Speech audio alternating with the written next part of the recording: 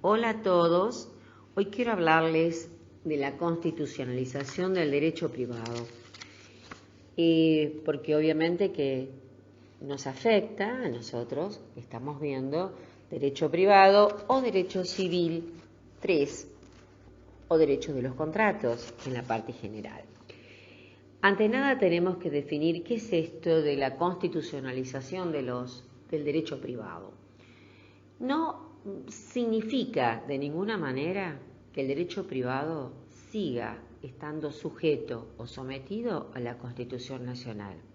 De ninguna manera.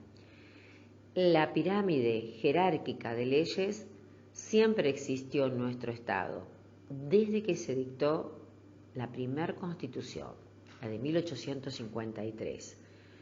Todas las normas sí o sí deben estar sometidas a la Constitución. Por eso la constitucionalización del derecho privado no altera ese orden jerárquico con respecto a la Constitución. Pero lo que sí hace es,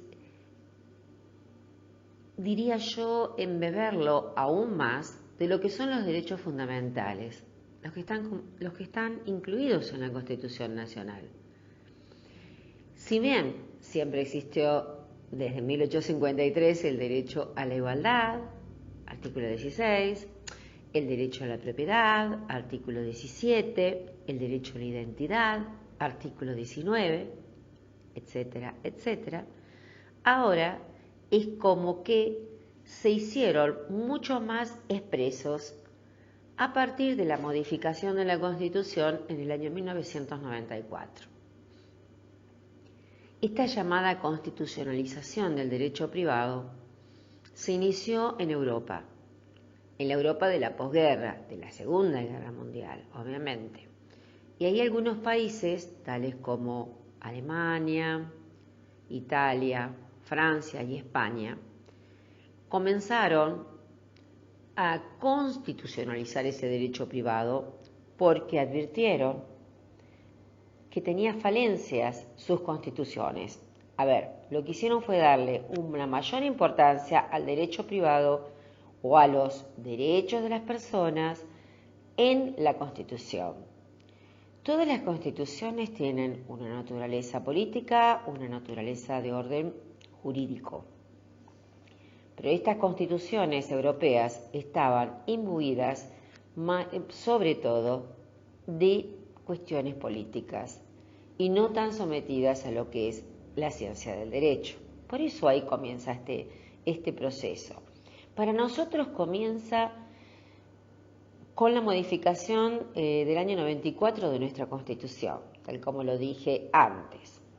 ¿Por qué? Porque aparecen nuevos derechos, como son los derechos de usuarios y consumidores, que están incluidos en el artículo 42, como son los derechos a un ambiente sano, equilibrado, el derecho a la salud, que pasan a tener rango constitucional. Si bien son derechos personales, del ámbito privado, y si bien podemos decir que existieron siempre, en este caso el derecho a la salud del que estoy hablando, pasa a tener una jerarquía constitucional que le da un mayor valor. Ya no hay tanta diferenciación en esta etapa entre lo que es el derecho público y privado. A ver, son dos ramas distintas del derecho, ya lo sabemos, pero pasan a tener una integración, de modo tal que el derecho privado comienza como a publicitarse y el derecho público a interesarse por lo que es el derecho privado. Bueno, como ya sabemos, Cicerón, entre otros filósofos, sostenía que lo más importante era el derecho civil, el derecho de las civitas, y que es una forma de asegurarse el aseguramiento del derecho privado, de los derechos de las personas, de que existe una ciudad sometida a la ley. Entonces, para lograr esta constitucionalización del derecho privado, se requieren una serie de cuestiones, entre ellas la adecuación del derecho privado a la Constitución, tanto en el ámbito legislativo como en el ámbito judicial.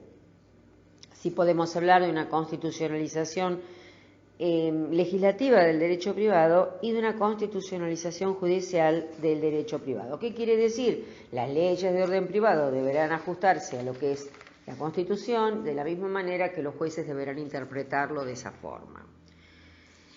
Como les dije antes, se necesita también una integración entre el derecho público y el derecho privado.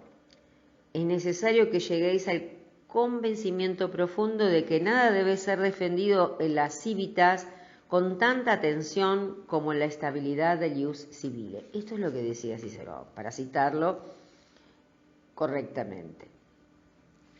Tradicionalmente, tanto en nuestro sistema jurídico como en la opinión de la doctrina especializada, el derecho privado, reitero, era una rama del derecho y el derecho público otra rama totalmente diferenciada, tanto que no tenían puntos de conexión.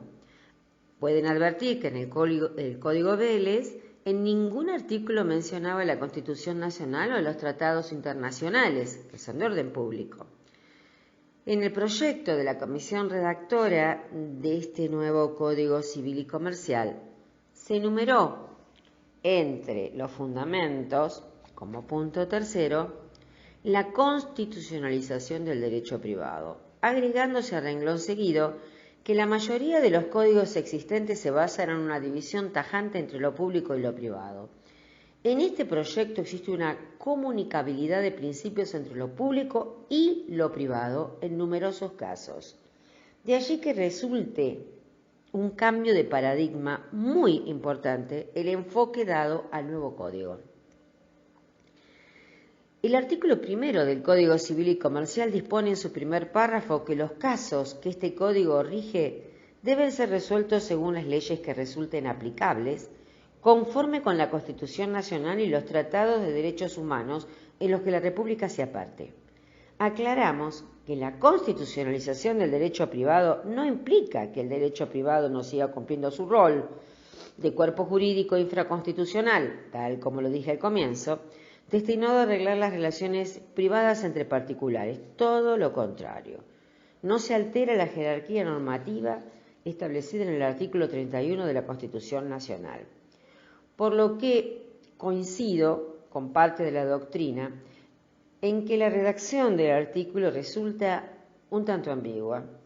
No se entiende qué significa la expresión casos y el sometimiento a la Constitución y a los tratados internacionales no surge del proceso de constitucionalización que cita el artículo a través de la mención expresa de la ley fundamental y tratados internacionales, ya que la conformidad de las leyes con la Constitución no proviene de ese proceso, sino del artículo 31 de la Constitución y de la propia jurisprudencia de la Corte Suprema, que determina cuál es la supremacía de la Constitución con respecto al orden o al derecho privado. El cambio de paradigma tiene consagración legislativa en el Código Civil y Comercial, siendo además reconocido en general por nuestra doctrina, es decir, que hay un cambio. Así, algunos autores refieren que el nuevo código se preocupa no solo de los derechos individuales, sino también de los denominados derechos de incidencia colectiva, e incorpora nuevos paradigmas que hunden sus raíces en la Constitución reformada en 1994. No discriminación, igualdad real, sociedad multicultural. El derecho privado se publiciza porque toma del derecho público estas inquietudes y las hace suyas. Desde la reforma constitucional de 1994 se ha configurado un nuevo sistema de fuentes del derecho, los tratados internacionales con rango constitucional. Artículo 75, inciso 22 de la Constitución argentina, son fuentes que conforman con su entidad supranacional una modificación del orden jurídico en general. Estando en presencia de este fenómeno de la constitucionalización del derecho privado, la legislación ordinaria debe partir de este sistema para interpretar y aplicar el derecho. Este proceso convive con un espacio económico supranacional, es decir, un mundo de mercados integrados de todos los países. Antes no se daba esta situación, pero hace años que sí, la globalización, la internacionalización de los derechos humanos, en la que los países en general acuerdan modificar su propia legislación interna, resguardando estos derechos y sometiéndose a una jurisdicción internacional. Ciertamente que ese derecho supranacional tiene cabida en nuestra Constitución, reiteramos, a través de la reforma de 1994.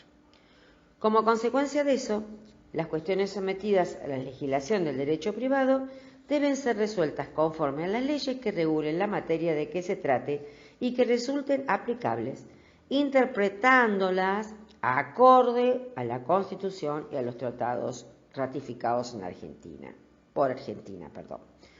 Uno de los principales efectos de esa constitucionalización es que precisamente, aunque no haya disposición legal que reglamente el derecho reconocido por la Constitución, el derecho es operativo y la persona que demanda la tutela jurisdiccional puede pedir su aplicación. Les quería aclarar, sobre todo en la faz práctica, como abogada, siempre fundé los derechos que estaban en conflicto, en litigio, los que reclamaba o por los que reclamaba, en la Constitución. Pero a partir del año 94, esto se hizo más profundo y siempre comenzamos a buscar más en la Constitución, advirtiendo que existían, Constitución, hablo de derechos y tratados internacionales, porque los tratados internacionales son Constitución. Podemos discutir si están por encima de la Constitución o si la integran. Me inclino a pensar, a entender, a creer que la integran y todos juntos son Constitución. Lo que resulta, por otra parte, no novedoso, ¿no? Porque anteriormente también teníamos ratificados tratados internacionales, pero siempre existía esta puja entre el tratado es operativo o no es operativo. Es decir, desde el momento de la ratificación, ¿se aplica en el orden interno o necesito de una ley que lo convierta en operativo? Bueno, ahora la cuestión está zanjada, es operativo, forma parte de la Constitución. Teníamos, como les digo, muchos problemas a partir de la modificación de la ley de la Constitución en el año 94, porque nuestra legislación interna no se modificó inmediatamente conforme, adecuándose a los tratados internacionales. Y nos pasaba, por ejemplo, con la Convención Internacional de los Derechos del Niño, que siendo uno de los primeros países en ratificarla, no modificamos nuestro Código Civil y existía, por supuesto, una diferencia muy importante. La mayoría de edad en el Código Vélez se alcanzaba con la modificación de la Ley 17.770, se alcanzaba a los 21 años, mientras que en la Convención de los Derechos del Niño se alcanza a los 18 años.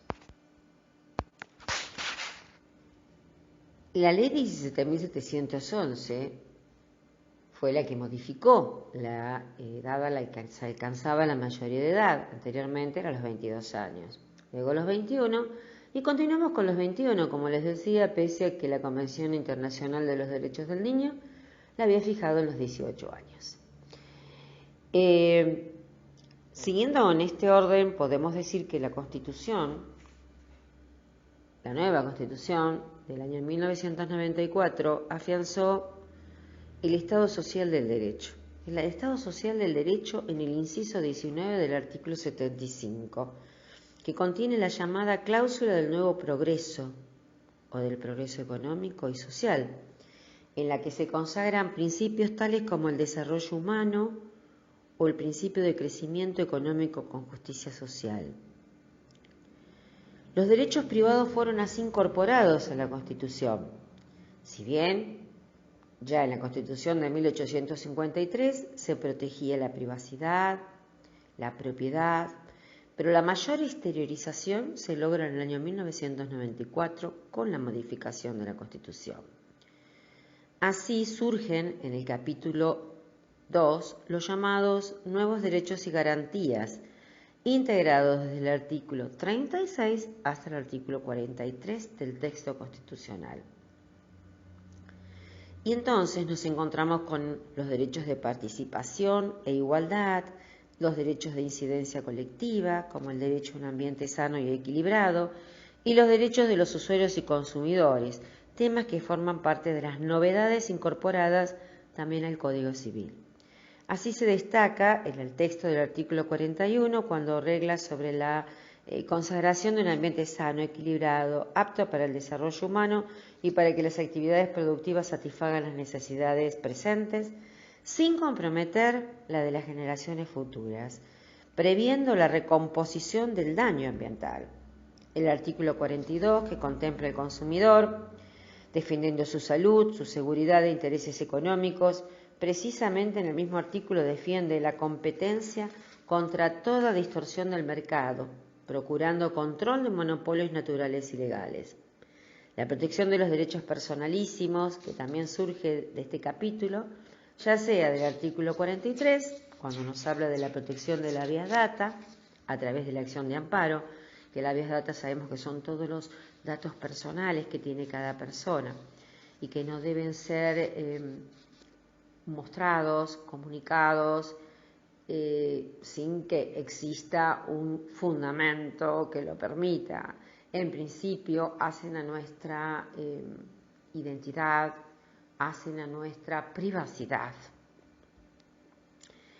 Esta concepción se enriquece cuando el artículo 43 prevé la acción de amparo, como les decía, tendiente a proteger en forma rápida y expedita, es muy rápida, los derechos enunciados en esa sección. Algunos de los preceptos constitucionales plasmados en el Código Civil y Comercial son principio de autonomía, que es el artículo 19 de la Constitución, artículo 56 del Código Civil y Comercial. Dignidad de la persona humana, artículo 51 del Código Civil y Comercial. Y el artículo siguiente que tiene que ver con la reparación de los daños. Abuso de la posición dominante, desprendido del artículo 42 de la Constitución, que lo recepta el Código Civil y Comercial en su artículo 11. La posición dominante, bueno, ya lo vamos a ver en la parte contractual, que a nosotros nos interesa sobremanera. Derechos de las comunidades indígenas también son receptados por el artículo 18 de la Constitución del Código Civil y Comercial, que prevé que las comunidades indígenas tienen la posesión y propiedad comunitaria sobre las que tradicionalmente ocupan y de aquellas otras aptas y suficientes para el desarrollo humano, según lo establezca una ley especial. También debemos a la Corte Suprema de Justicia de la Nación la clasificación de los derechos individuales, colectivos e individuales homogéneos, que fueron incorporados a la Constitución, no los individuales homogéneos, los de incidencia colectiva y los derechos personales o individuales. Si continuamos deteniéndonos, advertimos que en la doctrina genera controversias interpretativas el abuso del derecho y si se incorporan los derechos de incidencia colectiva o resultan un intento armonizador entre los derechos individuales puestos en escena frente al ambiente y los derechos de incidencia colectiva en general. Cada vez que se exceden los límites impuestos por la buena fe, la moral o las buenas costumbres, como también cuando se contrarían los fines del ordenamiento jurídico, estamos en presencia de un ejercicio abusivo del derecho. que el artículo 14 del Código Civil y Comercial lo recepta. La protección del medio ambiente revela un interés superior al individual. Por supuesto, es para todos los hombres y para las generaciones venideras. La reparación del daño ambiental constitucionalmente consagrado encuentra cabida en el Código Civil y Comercial. Lo vamos a encontrar en los artículos 1708 y siguientes, dedicados a la responsabilidad civil. Y tiene que ver con la reparación de los daños resarcibles en lo que hace al derecho ambiental. El apellido de los hijos, artículo 64 del Código Civil y Comercial, recién efectiviza la Convención contra todas las formas de discriminación en contra de la mujer, porque anteriormente tenían que llevar el apellido de su marido o los hijos el apellido del padre. Entonces, esto marca una diferencia muy importante. Prevé que de acuerdo a la Convención, los Estados partes asegurarán en igualdad de condiciones del hombre y la mujer los mismos derechos personales como marido y mujer, entre ellos el derecho a elegir apellido, profesión y ocupación. La capacidad progresiva en el principio de autodeterminación y de protección del niño y del adolescente es un modelo de protección integral de derechos que proclama la Convención sobre los Derechos del Niño para lograr un equilibrio entre las nociones de autonomía del niño y al mismo tiempo de la protección que debe ser conferido a los niños y a los adolescentes por el estado de maduración o evolución. La incorporación de la Convención de los Derechos del Niño y Adolescente son receptados en el Código Civil y Comercial en el artículo 1233. Que contempla tanto la autodeterminación como la protección del niño, la niña y adolescente, ya que prevé su participación en todas las cuestiones que lo afecten. La protección del incapaz en materia de daños, la protección del incapaz en materia sucesoria, que puede recibir la mejora del 30%, más allá de la legítima. La Convención de Incorporación de la Convención sobre los Derechos de las Personas con Discapacidad, que está también incorporado en el Código en el apartado 5 del artículo 12. Y llegamos a la parte que más nos interesa, que es la recepción de la Constitución en el Código Civil y Comercial en materia contractual. El contrato en Argentina mantiene su base fundamental en los artículos 19, libertad de contratación, 16, igualdad, y 17, propiedad. A lo que sumamos el artículo 42 de la Constitución Nacional. Bajo la vigencia del anterior Código Civil, las soluciones a las cuestiones disvaliosas eran proporcionadas jurisprudencialmente a través del articulado referente al objeto y a la causa del negocio jurídico, es decir, si era un objeto prohibido o cuál era la causa fin de ese contrato, cuál era la intención. El derecho parte de la igualdad ante la ley y esto exige un trato igual en iguales circunstancias, por supuesto. Pero los hombres no somos hombres, implica también mujeres, obviamente, hombres, mujeres, no somos iguales. La misma naturaleza nos hace distintos. La naturaleza, el entorno familiar, el entorno social, el lugar, el país en el que vivimos, los climas, en fin, como ustedes saben, son tantas las circunstancias de tiempo, de lugar, de modo, las biológicas. Por eso las realidades son distintas y hay que considerar esas distintas situaciones que hacen que las partes que celebran un contrato no estén muchas veces en una situación de paridad por distintas cuestiones. Hay situaciones disvaliosas de una parte con respecto a la otra en relación al poder. Que se hace, por ejemplo, aunque no es nuestro ámbito el del derecho de trabajo, sí podría ser el de cualquier otro contrato, pero se ve mucho en el contrato de trabajo, ¿no? Esta disparidad entre lo que es tener la mano de obra y ser el empresario. Hay una gran diferencia. ¿De qué manera puede negociar un obrero con el director de la sociedad que maneja la empresa? Ahí se ve en forma muy evidente. Pero cuando una persona está en un estado de necesidad, también, cuando a mí me obligan a firmar un pagaré o un documento cuando ingreso a un sanatorio, una clínica, en realidad, ¿eso es legal? No, no lo es. Porque están abusando del estado de necesidad en que yo me encuentro, aunque me encuentro por mí mismo o por un familiar. Eso es una situación disvaliosa con respecto a la otra parte, lo que llamamos siempre una situación asimétrica de poder. Después existen otras situaciones disvaliosas como son, en el caso de los megacontratos o en el caso de los que llamamos contratos de adhesión, cuando hay una parte que es quien redacta o elabora todas las cláusulas y la otra parte es quien acepta o no ese contrato.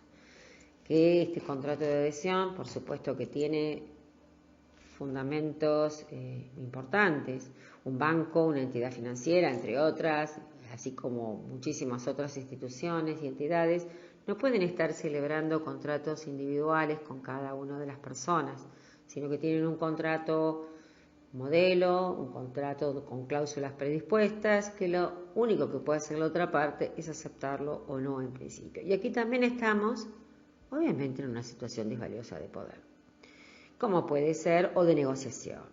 Si yo contrato el cable, contrato,